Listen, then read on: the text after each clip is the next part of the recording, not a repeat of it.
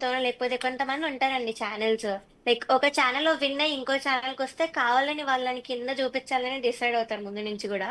So ఇక్కడ ఏమైనా అలా డిసైడ్ అయ్యారు, లేకపోతే వేరే కొంతమంది కంటెస్టెంట్స్ మీద, ఐ మీన్ వాళ్ళకి నా మీద ఉన్న జెలసీతో వాళ్ళు ఏమైనా చేశారో తెలియదండి. ఓకే, మరి నెక్స్ట్ చంద్రబోస్ గారి నుంచి ఎలాంటి ఇబ్బంది ఉండేదమ్మా? చంద్రబోస్ గారు నేను చెప్పినట్లుగా ఫస్ట్ 2 ఎపిసోడ్స్ చాలా మంచి కామెంట్ ఇచ్చారండి. నా టాలెంట్ గురించి కానీ, చిన్నప్పటి నుంచి నేను ఎలా పాడుకుంటూ ఎలా హార్డ్ వర్క్ చేస్తూ వచ్చానని అని చెప్పారు. కానీ అంతరామమయం ఎప్పుడైతే అయిందో ఇంకా అప్పటి నుంచి కూడా అందరూ నెగటివ్ కామెంట్స్ ఇస్తూ వచ్చారు. అండ్ చంద్రబోస్ సార్, నేను లిరికల్ గా నేను చెప్పినట్లుగా ఎప్పుడు కూడా మిస్టేక్స్ చేయలేదు. ఏ పాట కూడా లిరికల్ గా నేను ఎప్పుడు చేయలేదు. సో ఇంకా ఆ లిరికల్ వేలో చెప్పలేకపోయేసరికి ఇలాగా ఆయన కూడా సింగింగ్ వేలో లేనిపోనివన్నీ చెప్పి ఆదృత లేదు, లేకపోతే ఈ లైన్స్ ఇంకా బాగా పాడొచ్చు అని చెప్పేవాళ్ళు. Which is not applicable, because male songs నేను ఇంకా ఫీమేల్ వాయిస్ నుంచి అంత ఇంపాక్ట్ ఇవ్వాలంటే ఎవరికి కూడా అవ్వదు. It's not possible. And lyrical గా వేరే వాళ్ళు లిరిక్స్ వదిలేసినప్పుడు కానీ, చేతి మీద రాసుకొని వచ్చినప్పుడు కానీ ఆయన ఒక్క కామెంట్ కూడా చెప్పలేదు.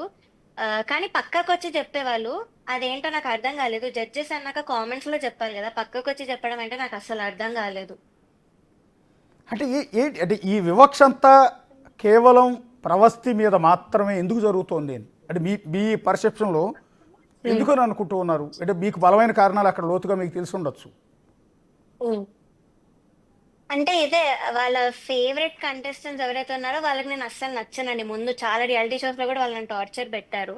సో వాళ్ళు ఏమైనా ఏడ్పులు ఏడ్చి ఇలాగా జెలసీతో ఏమైనా చేశారేమో నాకు అనిపిస్తుంది.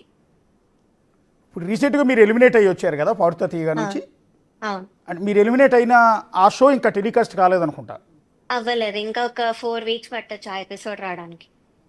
ఓకే, ఈలోపే మీరు మీ బాధ అంతా చెప్పుకునే ప్రయత్నం చేశారా? అంటే అవునండి, మీకు బికాజ్ అంతా టార్చర్ అయిపోయి ఇంకా నాకు కూడా చాలా విసుగు వచ్చేసింది. సో ఇంకా నేను ఎలా అయినా, నేను చెప్పకపోతే ఇంకెవ్వరు చెప్పరు, ఎవరికంత ధైర్యం రావట్లేదని ఇంకా నేను డిసైడ్ అయ్యి నేనే బయట పెట్టేశాను అంతా.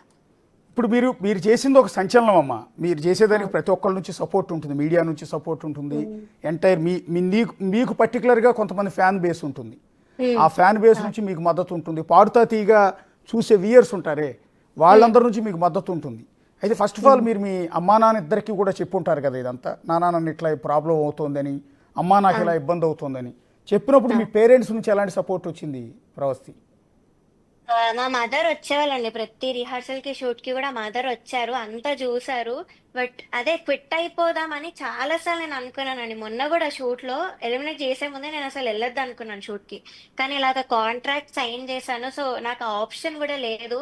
మదర్ కూడా చాలా చాలా ఫీల్ అయ్యి నేను చెప్పినట్టు లాస్ట్ ఇంకా ఎలిమినేట్ అయ్యాక నన్ను తీసుకెళ్ళిపోదాం, ట్రాఫీ కూడా ఏం వద్దు అన్న ఉద్దేశంతో స్టేజ్ మీదకి వచ్చారు. వచ్చేసరికి వీళ్ళు ఇలాగ అనేసరికి ఇంకా చాలా చాలా బాధ, కోపం కూడా వచ్చింది. సో అదొక రీజన్ నేను అంతా బయట పెట్టడానికి కూడా, మదర్ని ఇలా అన్నారని. ఓకే, మరి ఇప్పుడు ఆ. మీ కాంట్రాక్ట్ సైన్ చేసినప్పుడు ఉమ్. మొత్తం బాండ్ రాయించుకుంటారు కదా మీతో. బేసిక్గా అవును. ఈ ప్రోగ్రామ్ ఎంటైర్ టెలికాస్ట్ అయ్యే వరకు దీని గురించి ఎలాంటి విషయాలు బయటికి రివీల్ చేయకూడదని కానీ, దీని గురించి మాట్లాడకూడదని కానీ. వేరే టీవీ షోస్ లో కూడా పాడొద్దని అది కూడా ఉంటుంది. ఓకే, ఉమ్. మరి ఇప్పుడు మీరు ఇవాళ ఓపెన్గా వీడియో పెట్టారు కదా, పెట్టిన తర్వాత ఆ ఆ. ప్రొడక్షన్ టీం నుంచి కానీ, ఈటీవీ వాళ్ళ నుంచి కానీ ఏమైనా కాల్స్ వచ్చినాయేమో? లేదండి, రాలేదు.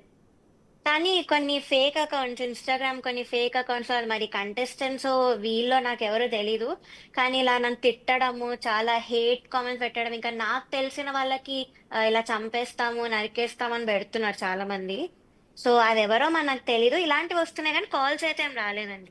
యా, మీ వీడియో కింద కామెంట్స్ చేసిన అని మిమ్మల్ని చంపేస్తానో లేకపోతే వల్గర్ కామెంట్స్ పెట్టిన వెధవలు ఉమ్. ఎవరైతే ఉంటారో అవన్నీ ఉమ్. కూడా స్క్రీన్ షాట్ తీసి ఒకసారి స్క్రీన్ మీద ఇప్పుడే ప్లే చేస్తాం, ఎందుకంటే మిగిలిన జనం అంతా కూడా చూడాలి కదా.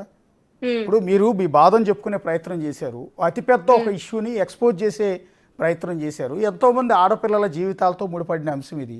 మీలాగా ఉమ్. ఎంతోమంది ఉమ్. పాటలు పాడాలి, లైఫ్లో ఏదో ప్రూవ్ చేసుకోవాలి, ఏదో సాధించాలి, ఉమ్. ఆదరణ పొందాలి, అభిమానం పొందాలి అని చాలామంది వస్తుంటారు. ఇప్పుడు మీరు చెప్పిన మాటలన్నీ వింటే ఇక పైన ఎవరో ఆడపిల్లలు డేర్ చేసి ఉమ్. ఈ ఏది పాడుతా తీగ లాంటి ప్రోగ్రామ్స్కి వచ్చే అవకాశం ఉమ్. ఉండదు.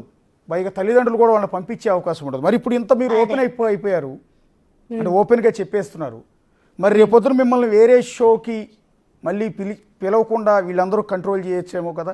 ఇప్పుడు కీరవాణి చాలా బలమైన వ్యక్తి, ఆఫ్ కోర్స్ సునీత చాలా పక్కా బలమైన వ్యక్తి, చేస్తారండి. అన్ని టీవీ ఛానల్స్ అన్నిటితో వాళ్ళకి మంచి మంచి పరిచయాలు ఉంటాయి. చంద్రబోస్ చాలా అవును. బలమైన వ్యక్తి. మీరు వాళ్ళ మీద ఆరోపణ చేశారు కాబట్టి మిమ్మల్ని రేపు నుంచి సినిమాల్లో అవకాశాలు లేకుండా, అవును. టీవీ షోల్లో పార్టిసిపేట్ చేయనివ్వకుండా చేస్తారన్న భయం ఉందా? ఉందండి. కానీ ఇంకా నేను చెప్పినట్లుగా నేను డిసైడ్ అయ్యాను. ఇంకా వద్దు ఈ ఫీల్డ్‌కి మనం దూరంగా ఉందామన్న ఒక డెసిషన్‌కి వచ్చాక నేను అంతా బయట పెట్టాను. బికాజ్ నాకు తెలుసు వాళ్ళకంత పవర్ ఉంది. నన్ను ఇంకెప్పుడు మ్యూజిక్‌లోకి రానివ్వకుండా వాళ్ళు చెయ్యొచ్చు. అండ్ ఆపర్చునిటీస్ కూడా వచ్చేవి కూడా చాలా పోయాయి. ఇలాంటి కొన్ని కంటెస్టెంట్స్ వల్ల గానీ, కొంతమంది సింగర్స్ వల్ల గానీ. సో ఎలాగో పోయాయి. ఇంకా నాకు రావు. ఇంకా డెసిషన్‌కి వచ్చాకే నేను ఇదంతా బయట పెట్టాను. సో నాకు తెలుసు.